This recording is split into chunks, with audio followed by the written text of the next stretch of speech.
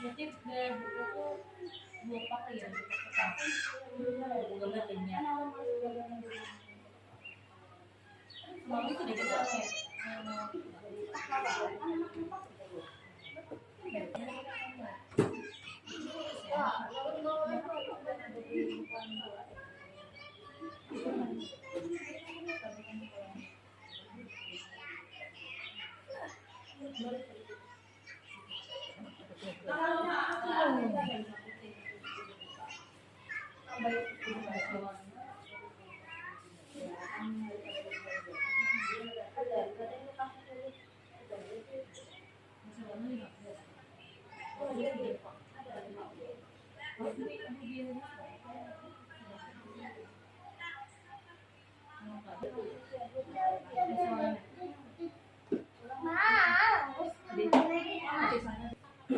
Langsung disusun ke depan kalau biar ada wadah.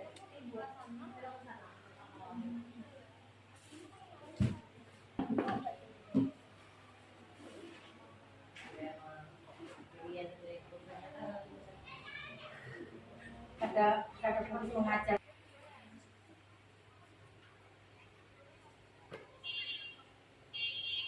Assalamualaikum warahmatullahi wabarakatuh. Selamat siang dan selamat datang para ibu-ibu semuanya di TK kami, yaitu TK Negeri Dharma Bakti. Terima kasih atas kehadirannya. Pada hari ini kita akan mengadakan acara pengimbasan budaya positif di sekolah oleh Ibu Habibah sebagai calon guru penggerak angkatan 10. Acara ini akan segera kita mulai. Acara pertama, pembukaan. Yang pertama, marilah kita bersama-sama membuka acara ini dengan bacaan basmalah. Bismillahirrahmanirrahim. Acara yang kedua, presentasi oleh Ibu Habibah dengan judul pengimbasan budaya positif di sekolah. Kepada Ibu Habibah kami persilakan.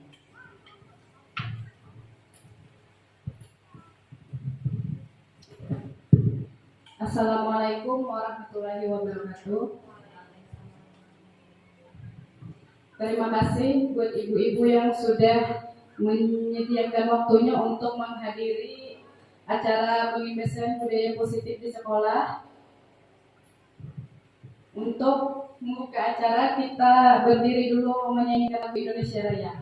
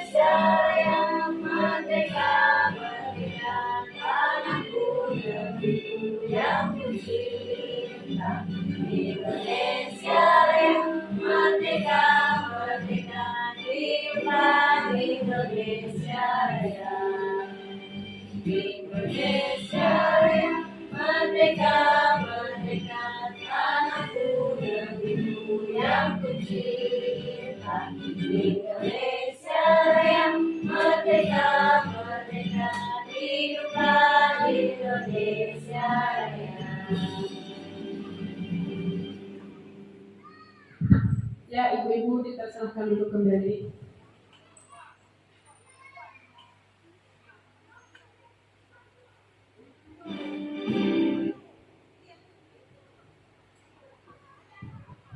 Nah, di sini Ulun mau menyampaikan tentang konsep inti budaya positif, di mana terdapat ada beberapa konsep inti budaya positif, di antaranya perubahan paradigma belajar,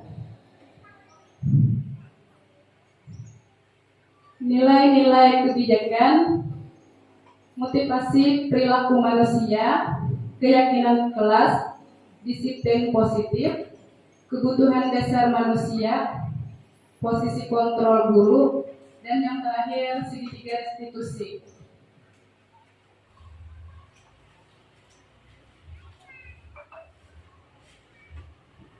Nah, di sini ada apa makna budaya positif. Budaya positif di sekolah yaitu nilai-nilai dan kebiasaan-kebiasaan di sekolah yang berpihak pada peserta didik agar mereka dapat berkembang menjadi pribadi yang kritis, penuh hormat dan bertanggung jawab. Di sini apa kira-kira ibu-ibu contoh penerapan yang telah kita lakukan di sekolah penerapan budaya positif? Ada yang tahu? Buang sampah pada tempatnya. Ya, buang sampah pada tempatnya. Lagi. Sepatu taruh di rak. Yang pertama penerapannya dari awal tuh senyum, sapa, salam.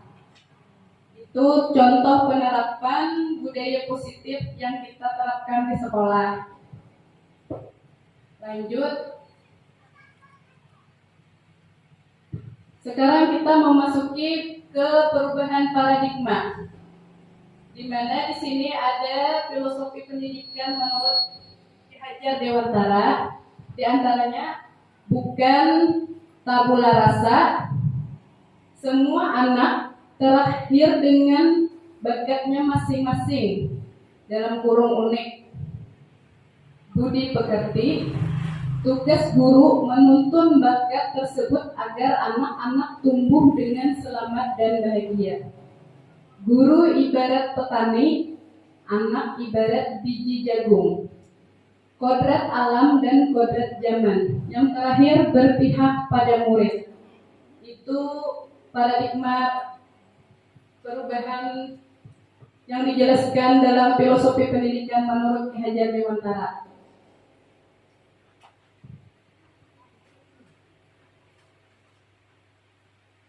Perubahan paradigma untuk membangun budaya yang positif, sekolah perlu menyediakan lingkungan yang positif. Kayak apa Bu contohnya lingkungan yang positif itu, Bu?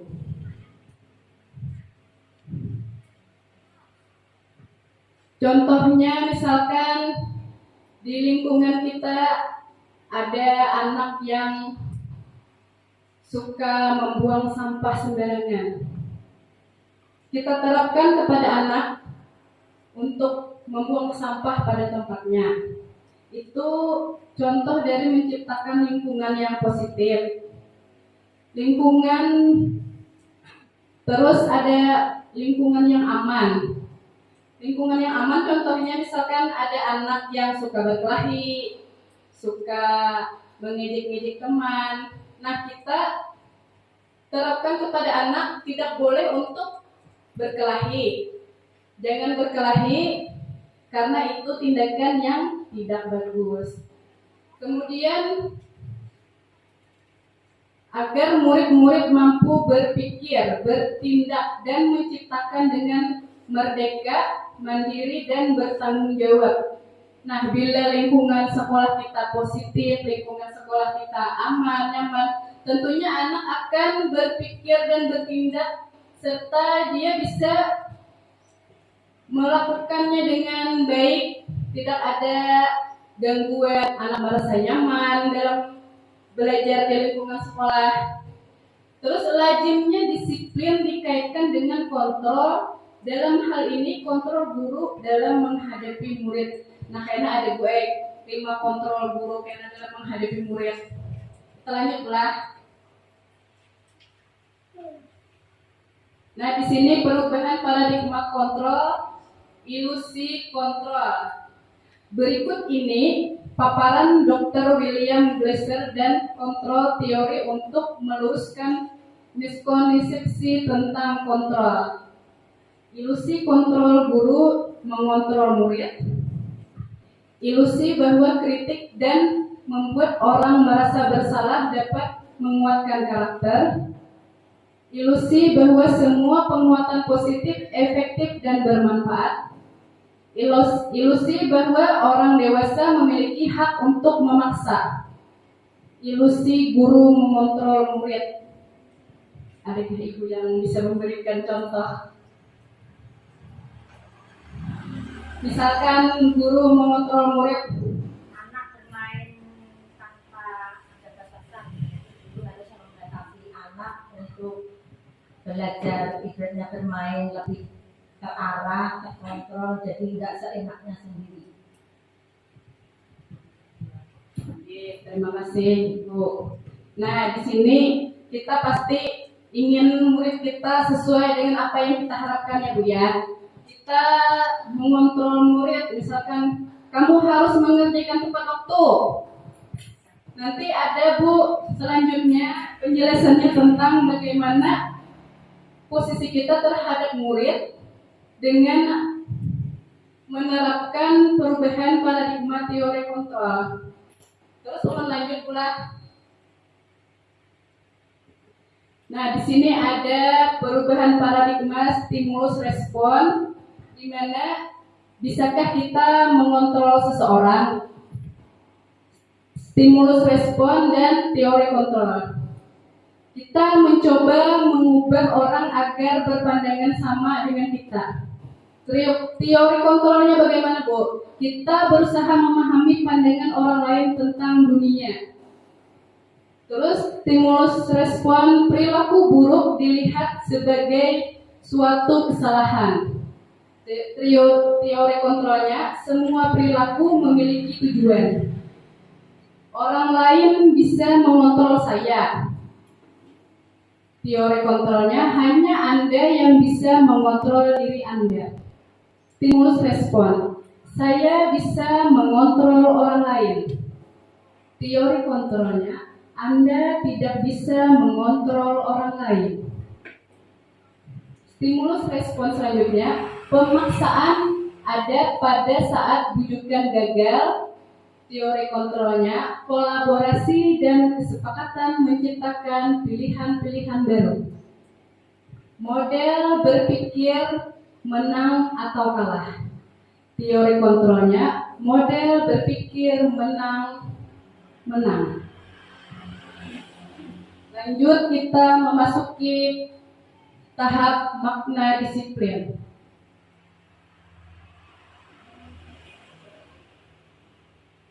Nah, apa makna disiplin? Di sini kita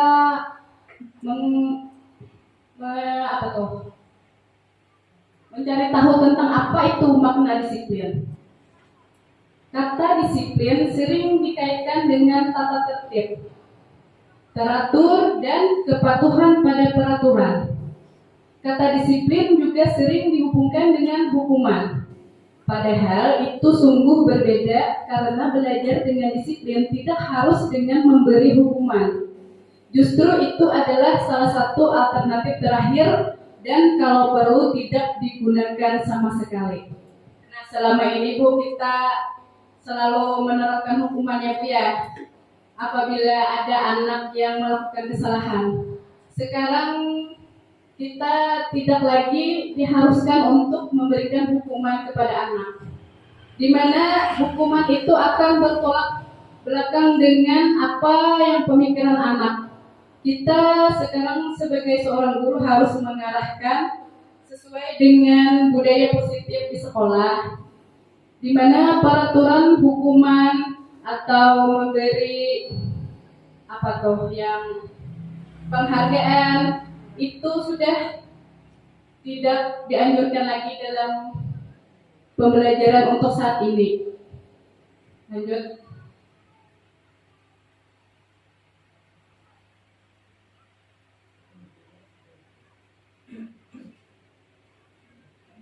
Nah, Ki Hajar Dewantara menyatakan bahwa untuk mencapai kemerdekaan atau dalam konteks pendidikan kita saat ini, untuk menciptakan murid yang merdeka, syarat utamanya adalah harus ada disiplin yang kuat. Nah, untuk mencapai murid yang merdeka, syarat utamanya harus disiplin pula.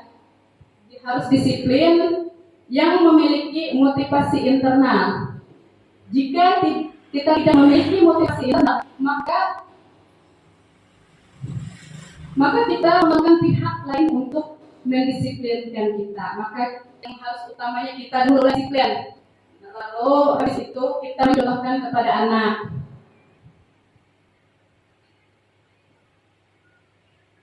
Nah, di sini ada 5 dasar kebutuhan manusia, di mana kelima dasar tersebut ada kebutuhan bertahan hidup, cinta dan kasih sayang, kebebasan, kesenangan, kekuasaan.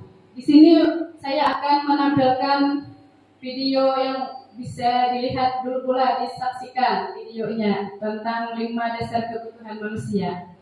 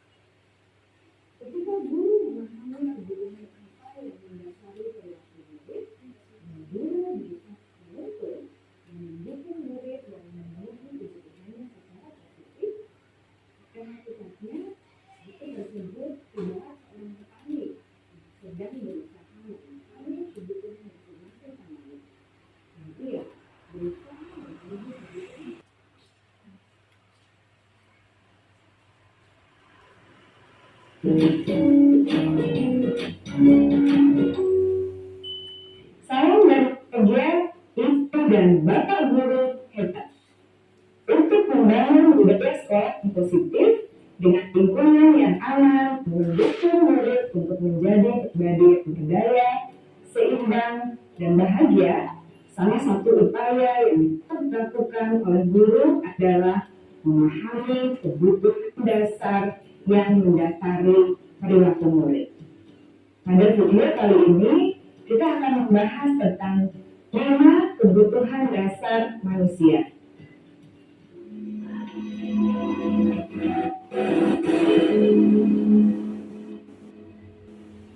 Ki Hajar Dewantara dalam salah satu kutipannya menyatakan, kita ambil contoh perbandingannya dengan hidup tumbuh-tumbuhan. Seorang petani dalam hakikatnya sama kewajibannya dengan seorang pendidik yang menanam padi misalnya. Hanya dapat mengukur tumbuhnya padi. Ia dapat memperbaiki kondisi tanah, memelihara tanaman padi, memberi pupuk dan air, membasmi ulat-ulat atau jamur-jamur yang mengganggu hidup tanaman padi, dan lain sebagainya. Kita guru memahami kebutuhan apa yang mendasari perilaku murid, dan guru berusaha menuntut dan mendukung murid dalam memenuhi kebutuhannya secara positif. Pada hakikatnya, guru tersebut tidak panik yang sedang berusaha memahami kebutuhan masing-masing anak. Contohnya pula yang tadi guru sebagai seorang petani. Anak-anak tersebut agar dapat tumbuh dengan subur dan maksimal. Dr. William Glasser, seorang psikiater dari Amerika Serikat, menyatakan bahwa seluruh tindakan manusia memiliki tujuan tertentu, yaitu dasarnya. Ketika kelima kebutuhan dasar telah terpenuhi secara memadai, maka murid akan tumbuh dengan seimbang dan bahagia. Sebaliknya, ketika kebutuhan dasar tidak terpenuhi dengan baik, seseorang akan mengalami emosi negatif seperti bosan, sedih, dan kecewa. Bahkan mereka dapat melakukan perbuatan yang bertentangan dengan nilai-nilai kebajikan atau melanggar takut. Dengan kata lain, perilaku buruk seseorang biasanya adalah respons dari kebutuhan tidak terpenuhi. Namun, mereka tidak tahu cara untuk menyampaikan.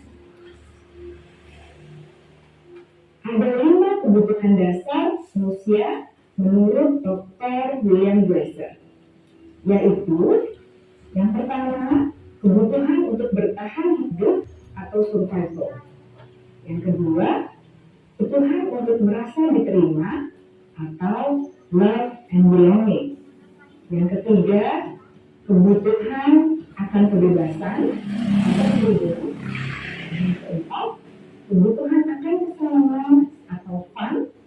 Dan yang kelima, kebutuhan akan penguasaan atau power.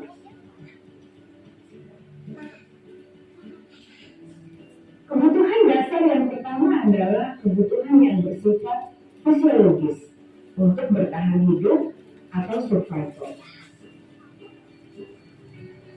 Misalnya, kesehatan, rumah, itu makanan. Kebutuhan biologis sebagai bagian reproduksi, kebutuhan untuk tetap bertahan hidup. Kebutuhan untuk merasa aman juga termasuk dalam kebutuhan ini.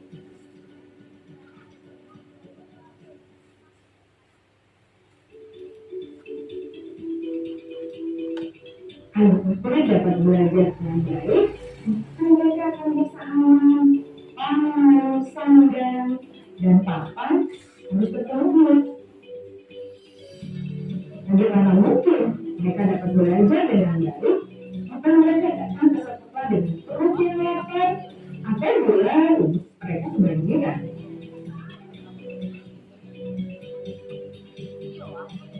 Setelah kita mengetahui kebutuhan pertama yang sebagian besar bersifat fisiologis, mari kita lihat kebutuhan kedua sampai kelima yang semuanya berhubungan dengan psikologis. Mari kita lihat kebutuhan yang kedua, yaitu kebutuhan akan perasaan diterima oleh kelompok atau komunitasnya, atau kebutuhan love and belonging. Kebutuhan ini meliputi keinginan untuk tetap terhubung dengan orang lain seperti teman, keluarga, teman kerja, dan kelompok di mana kita tergabung. Setiap murid ingin menjadi bagian yang berharga dari kelas dan juga sekolah. Mereka juga diterima oleh orang lain dan terhormat. Bahkan, murid yang terlihat paling tekan, jauh di dasar hatinya pasti ingin merasa diterima. Sebagai guru, seharusnya kita dapat murid kita apa adanya, sesuai dengan kodratnya. Karena murid adalah unik, mereka memiliki kekuatannya masing-masing, sehingga guru seharusnya bisa menciptakan kesempatan untuk murid berkolaborasi dan memikirkan emosi satu sama lain. Murid-murid yang memiliki kebutuhan yang besar untuk merasa diterima, biasanya mereka belajar karena suka pada gurunya, dan mereka juga suka bekerja dalam kelompok. Hal yang ketiga adalah kebutuhan akan kebebasan. Murid harus diberi kesempatan untuk membuat pilihan dan bertanggung jawab atas pilihan yang mereka telah ambil. Memberi mereka kebebasan bukan berarti membiarkan mereka melakukan apa saja yang mereka mau, melainkan lebih memberi mereka kesempatan untuk membuat pilihan, menyuarakan pendapat mereka dengan bijak, dan memberi mereka kesempatan untuk mencoba hal yang baru. Pembelajaran dengan metode yang beragam dan menarik dan akan memenuhi kebutuhan murid tentang kebebasan ini. Pembelajaran berdiferensiasi, di mana guru menyediakan beberapa jenis yang bisa dipilih oleh murid sesuai dengan mereka, sampai untuk mengembangkan murid menjadi lebih mandiri dan memiliki motivasi internal. Karena kebutuhan akan kebebasan pada dasarnya adalah kebutuhan untuk mandiri, memiliki otonomi, memiliki pilihan, dan mampu mengendalikan arah hidupnya sendiri.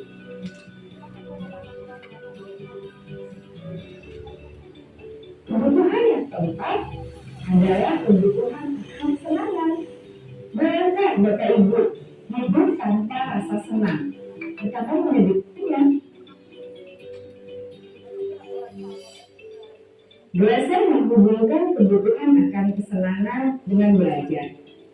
Jangan sepelekan kebutuhan murid untuk merasa senang. Sebagai guru, jangan lupa untuk dengan sengaja memasukkan kegiatan menyenangkan dalam kelas. Murid-murid dengan kebutuhan dasar kesenangan yang tinggi ingin menikmati apa yang mereka lakukan. Mereka juga konsentrasi tinggi saat mengerjakan hal-hal yang disenangi.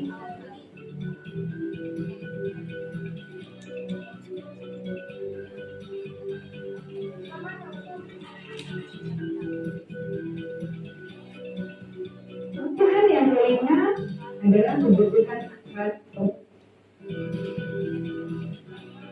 Setiap murid memiliki kebutuhan untuk merasa kompeten, menjadi terampil, diakui pencapaian dan keterampilannya, didengarkan, bisa membuat dampak dan pengaruh, dan memiliki rasa harga diri. Mereka sebaiknya diberi kesempatan untuk membuat keputusan tentang hal-hal yang penting dalam hidupnya dan tidak merasa dikontrol oleh sistem sekolah. Pada murid yang telah sejak usia remaja, seringkali mereka merasa tidak memegang kendali atas kehidupannya sendiri. Guru kerap kali berpengaruh dalam mengambil keputusan.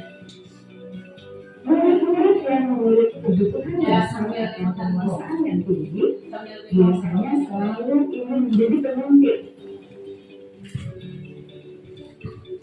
Mereka juga suka mengamati sebelum melakukan hal-hal yang baik. Mereka juga perfeksionis dan merasa kecewa bila melakukan kesalahan.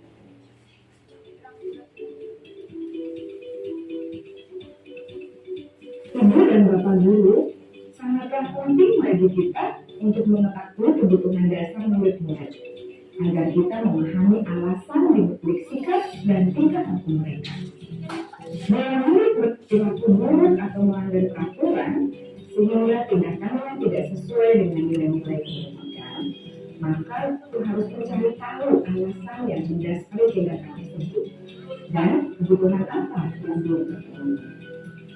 Melalui percakapan dengan Perut dalam pendekatan disiplin positif, Perut dapat diajak untuk bersikap reflektif dalam mengenali kebutuhan-kebutuhan yang berusaha mereka penuhi dan mendasari tindakan mereka. Jika guru mengabaikan perilaku buruk murid, maka perilaku tersebut akan berpengaruh pada suasana kelas yang kurang kondusif dan akan berpengaruh pada tujuan dari pendidikan itu sendiri. Ibu bapak guru hebat, mari kita menjadi guru yang lebih baik dengan memahami kebutuhan dasar murid-murid kita, membimbing mereka untuk menjadi pribadi yang berdaya, seimbang, dan bahagia. Salam dan bahagia, ibu dan bapak guru hebat.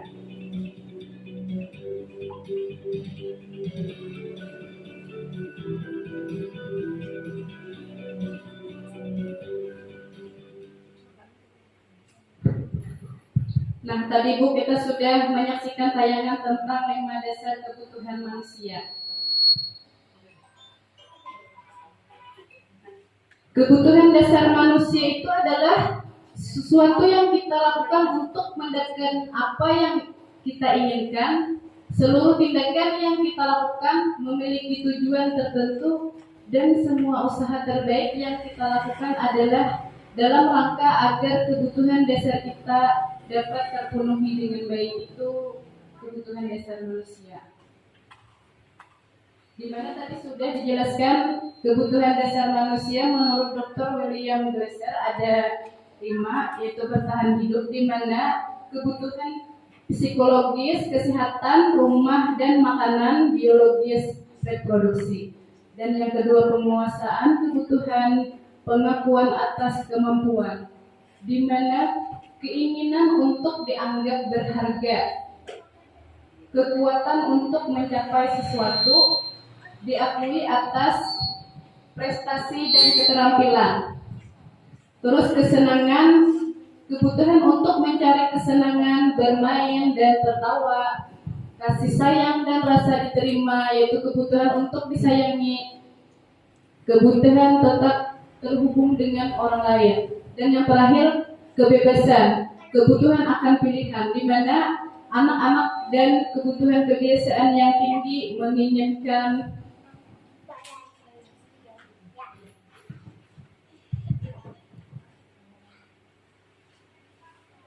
Nah, Ibu di sini ada contoh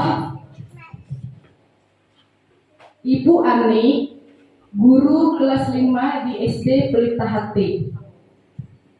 Sedang bingung menghadapi ulah salah satu murid di kelasnya yang bernama Agus, di mana beberapa anak telah datang dan mengeluhkan Agus yang sering sekali meminta bekal makanan siang mereka dengan paksa. Jika Anda menghadapi situasi seperti Ibu Ani, apa yang akan Anda lakukan? Menurut Anda, kira-kira apa alasan Agus melakukan hal itu? Nah, di sini ada contohnya, Bu. Kita lihat. Nah, dalam konteks penerapan disiplin positif, Ibu Ani sebaiknya mencari tahu alasan apa melakukan tindakan tersebut, agar mengetahui kebutuhan mana yang sedang berusaha dipenuhi oleh Agus. Di sini apabila jawaban Agus karena ia lapar dan orang tuanya tidak membawakan bekal makanan siang, maka kebutuhan dasar si Agus tadi, yaitu kebutuhannya adalah untuk bertahan hidup. Apabila jawaban Agus karena ia senang temannya jadi memperhatikan dia, nah, maka kebutuhannya adalah cinta dan kasih sayang, di mana kebutuhan untuk diterima. Dan apabila jawaban Agus adalah dia merasa hebat karena temannya jadi takut dan menuruti keinginannya, nah maka kebutuhan Agus adalah penguasaan atau pengakuan atas kemampuannya. Dan apabila jawaban Agus karena dia merasa bosan dengan bekal yang dibawakan ibunya, karena selalu membawakan bekal yang sama, kebutuhan adalah kebebasan atau kebutuhan akan pilihan. Namun apabila jawaban Agus adalah karena iseng dan dia menikmati ekspresi wajah temannya yang kesal karena diambil makanannya, nah maka kebutuhannya adalah dia hanya kesenangan baginya saja. Ini contoh dari penerapan pemikiran di mana tentang kebutuhan dasar manusia. Untuk di sini dulu, apa ada yang tanyakan tentang penjelasan yang seperti contoh yang dialami oleh Agus? Kan kita di sekolah kita ada lokal yang bisa anaknya mengambil mana teman. Nah, itu kita bisa mencari tahu, oh kenapa si Agus ini mengambil makanan temannya, atau kayaknya hal apa? Atau Agus ini hendak cari perhatian, atau hendak dianggap jagoan di kelas. Nah, ini merupakan dari teori perilaku manusia.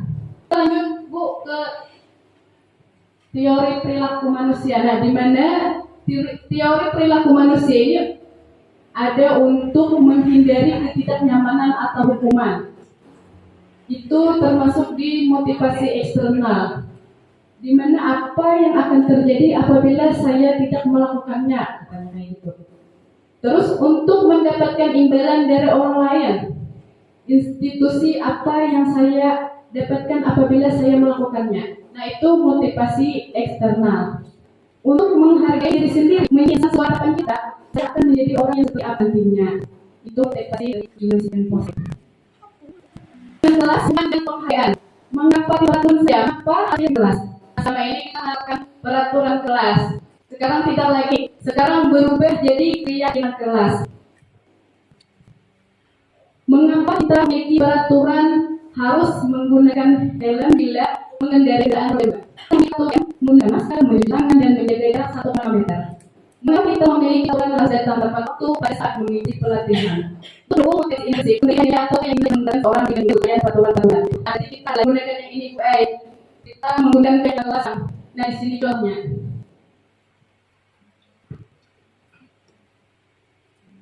Nah, penentukan keyakinan kelas. Keyakinan kelas bersifat abstrak daripada peraturan. Nah, keyakinan kelas ini abstrak daripada peraturan yang lebih rinci dan lebih konkret. Keyakinan kelas berupa pernyataan-pernyataan yang universal. Pernyataan keyakinan kelas senantiasa dibuat dalam bentuk positif. Keyakinan kelas dan sehingga mudah diingat dan dipahami. Semua warga kelas sebaiknya ikut berkontribusi dalam membuat kegiatan kelas lewat curang pendapat. Tersedia meninjau baik keyakinan kelas dari waktu ke waktu. Nah, ini ada contohnya tahunan. Selalu mengembalikan tempatnya. Berarti keyakinannya kayak apa Bu? Keyakinan kelas berarti keyakinan yang dituju yaitu tanggung jawab. Kemudian peraturan rancang dilarang mengganggu orang lain. Nah, sekarang kalau dilarang tidak boleh itu tidak lagi Bu. Kita ganti dengan di sini dilarang mengganggu orang lain. Nah, keyakinan kelasnya yaitu dengan menghormati orang lain dan diri sendiri. Kemudian ada lagi hadir di sekolah 5 menit sebelum pembelajaran dimulai. Itu nilai dengannya yaitu menghormati orang lain. Cuman pada tujuan. Kemudian dia makan kekerasan. Dibilang ada kata bilang. Berarti harus apakah ganti katanya kita menjadi keselamatan menghormati orang lain. Ini sebagai contoh saja. Tapi peraturannya dilarang menggunakan narkoba. Berarti ini nilai yang dituju yaitu untuk kesehatan. Gunakan masker untuk kesehatan dan keselamatan. Berlari di kelas atau koridor.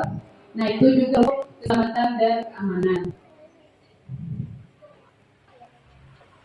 Nah, di sini Bu, ulun punya fotonya saja. Ini contoh penerapan pembelajaran kelas di mana kita dan dengan anak-anak mendiskusikan atau menanyakan kepada anak apa yang keyakinan kelas yang harus kita sepakati. Kita harus bertanya dulu kepada anak. Misalkan kata anak membuang sampah sembarangan Bu. Nah, maka kita tulis membuang sampah sembarangan. Habis itu kan kalau anak TK lah Bu rasa sulit untuk mengajak anak seperti anak SD yang kayak menempel-nempel kertas atau menulis. Jadi kita tanyakan saja kepada anak, Nanti kita yang menulis apa yang ingin disampaikan anak dan apa yang ingin diucapkannya. Di sini contohnya yaitu saya mengajak anak untuk mendiskusikan apa saja keyakinan kelasnya dan harus mereka taati, misalkan habis mainannya dirapikan.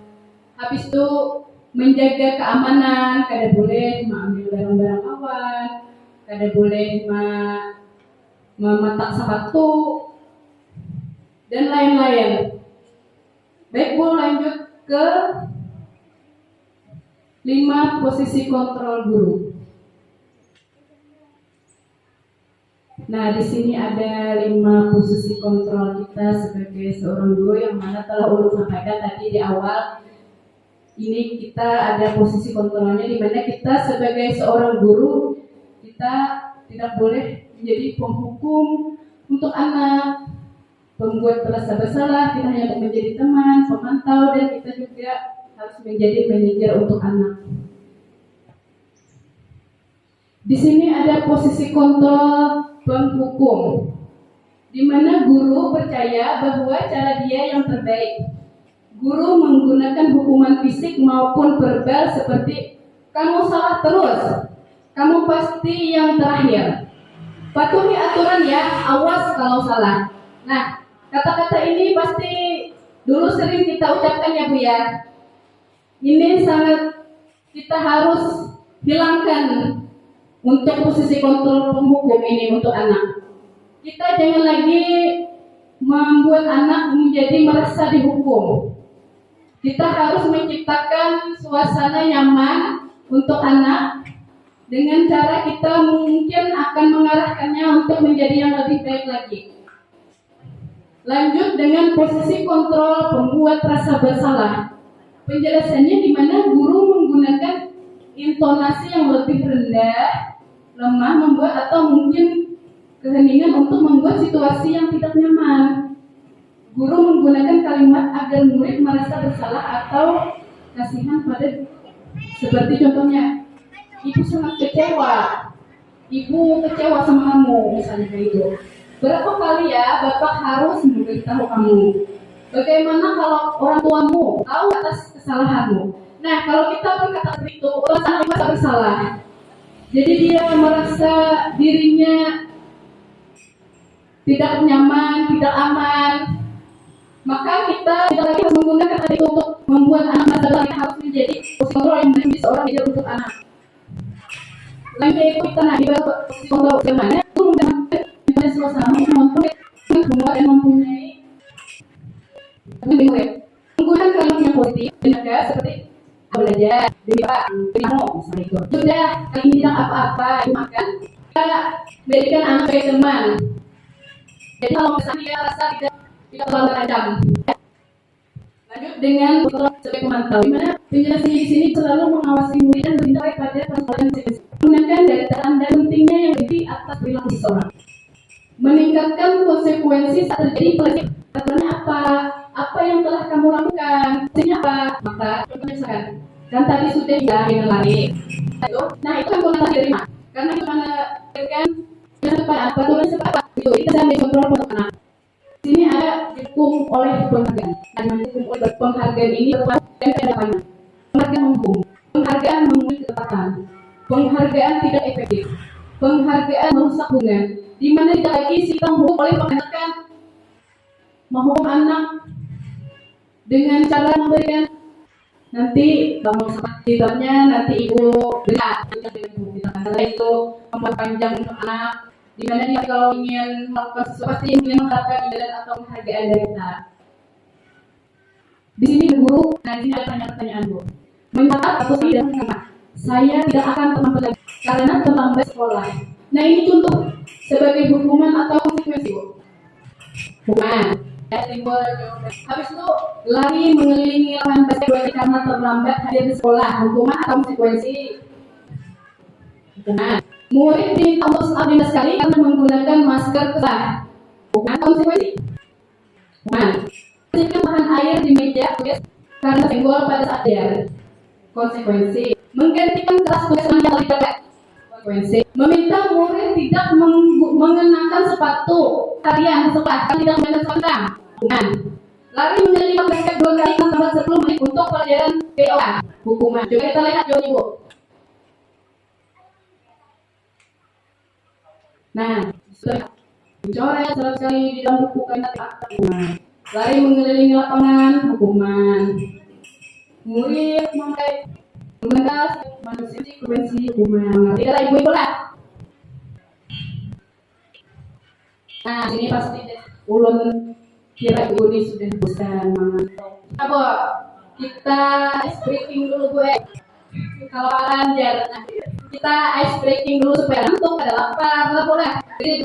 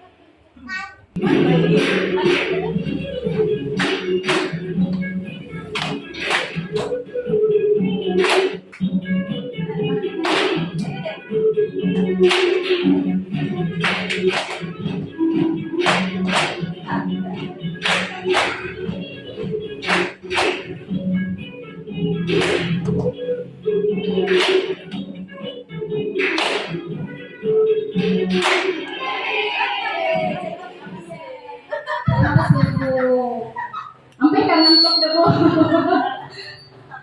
Tetap lapar ya pula. Nah, 1 menit lagi Bu ya kita lah.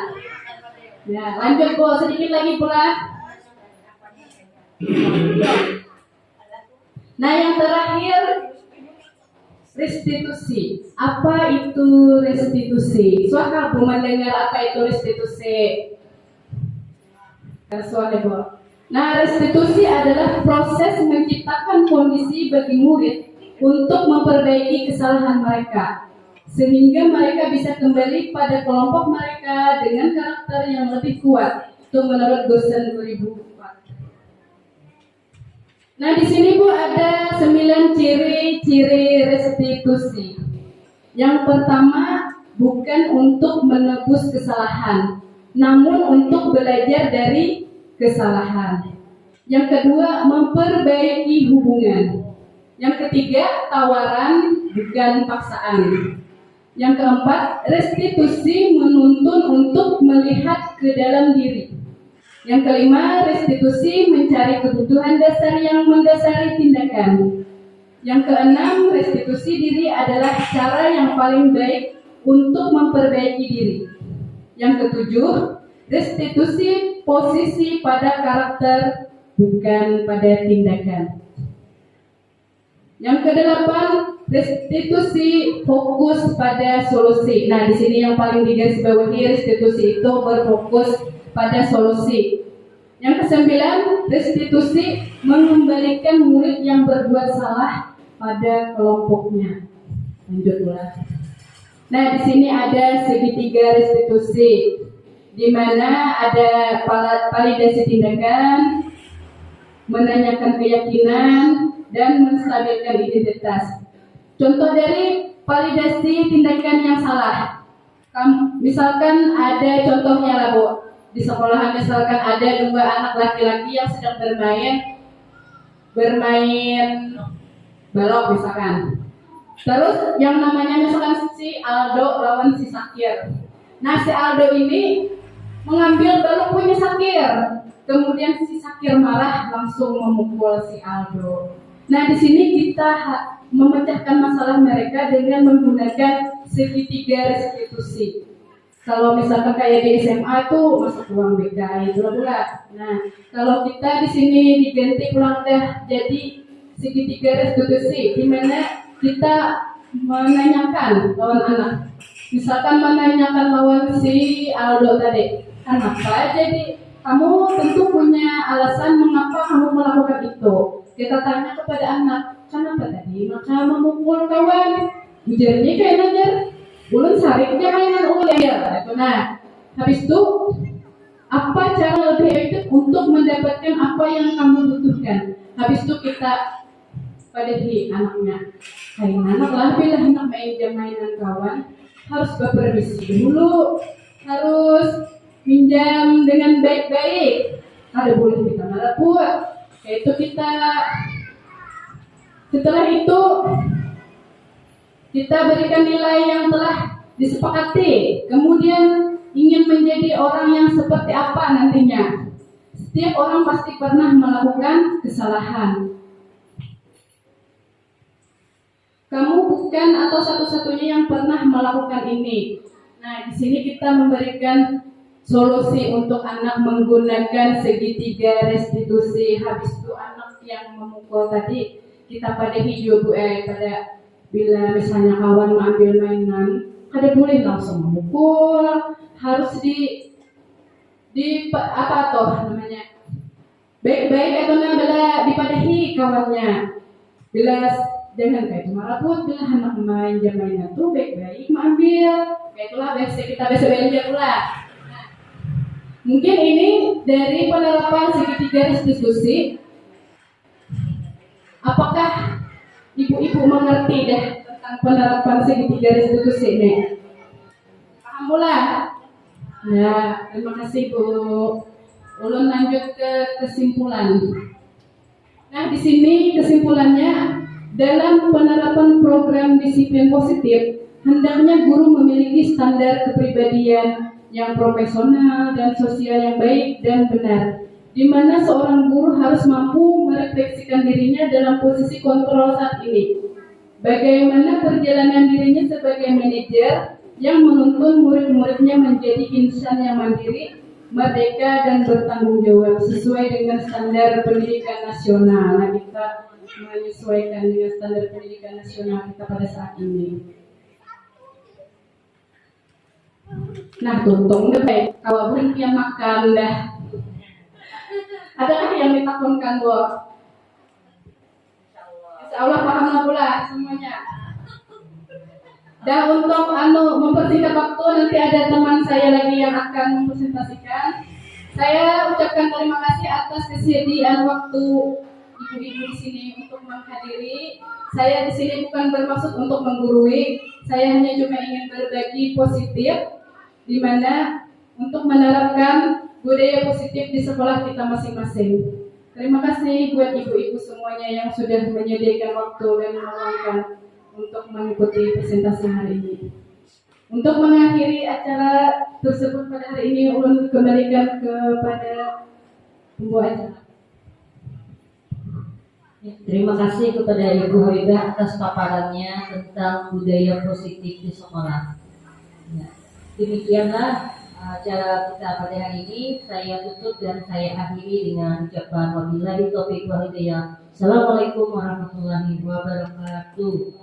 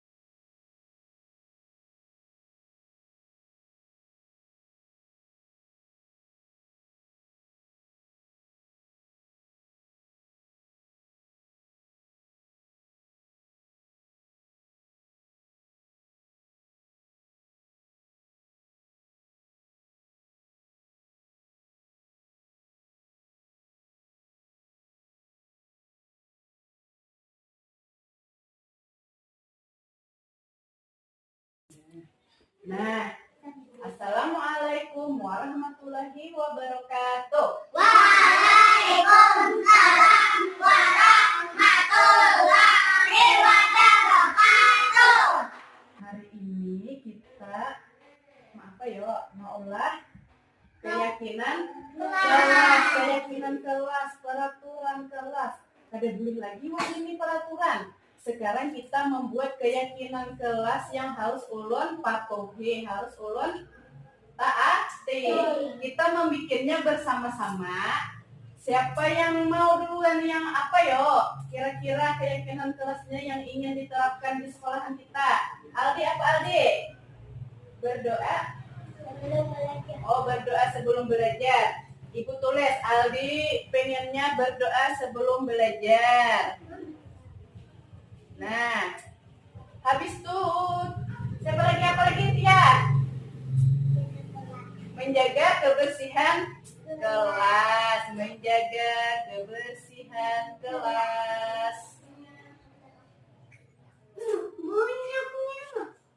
Habis itu apa lagi? Tina? Menjaga barang-barang di kelas. Ya, menjaga barang-barang di kelas. Habis itu kada boleh berkelahi, ya. Tidak boleh berkelahi. Siapa lagi? Habis? Menyiram bunga dihapis. Menyiram bunga. Apa lagi? Ada 10 kita membikin Aldo. Mau apa Aldo? Iya, sekolah Aldo harus pakai sepatu. Harus berseragam yang rapi. Apalagi sudah ada 6 keyakinan kelas. Ada 4 lagi. Iya. Elsa, apa Elsa? Ayo. Apa lagi yang pengen diterapkan? Bersama-sama. Menghias kelas lah. Menghias kelas bersama-sama. Oke, menghias kelas bersama-sama. Sudah ada berapa? 1, 2, 3, 4, 5, 6, 7. Sudah cukup 7 aja lah. Terlalu banyak kayaknya ulun. Kada terlalu menyalahkan. Apa tadi yang pertama? Berdoa sebelum belajar. Yang kedua, menjaga kebersihan ruang kelas. Nah, bersama-sama kita menjaga kebersihan ruang kelas. Aldi, saling menjaga barang-barang di kelas. Jatina, kayaknya semuanya bisakah menjaga barang-barang di kelas? Bisa. Saling menyayangi, kada boleh berkelahi. Harus saling menyayangi lawan kawan. Habis itu menjaga kelestarian lingkungan sekolah dengan cara menyiram tanaman dihapis, mencabuti rumput supaya sekolahan kita terlihat indah. Habis itu apa Aldo? Berseragam. Bila hari Senin bersepatu, Aldo. Harus berpakaian rapi. Simpan dulu mainannya. Nah, harus berpakaian rapi, berseragam ke sekolah. Habis itu yang terakhir, bersama-sama menghias ruangan kelas. Sepakatkah semuanya untuk menaati keyakinan kelas ini? Sepakat? Oke? Oke. Jadi semuanya kita sudah membuat keyakinan kelas bersama-sama dan kita harus menaatinya. Nanti keyakinan kelas ini ibu cetak, ibu beri gambar, terus kita beri cap jempol supaya ulun ingat, supaya ulun kayaknya menaati keyakinan kelas yang kita buat bersama-sama. Oke? Sudah sekian kita membuat keyakinan kelas hari ini. Kita tutup dengan mengucapkan Alhamdulillah.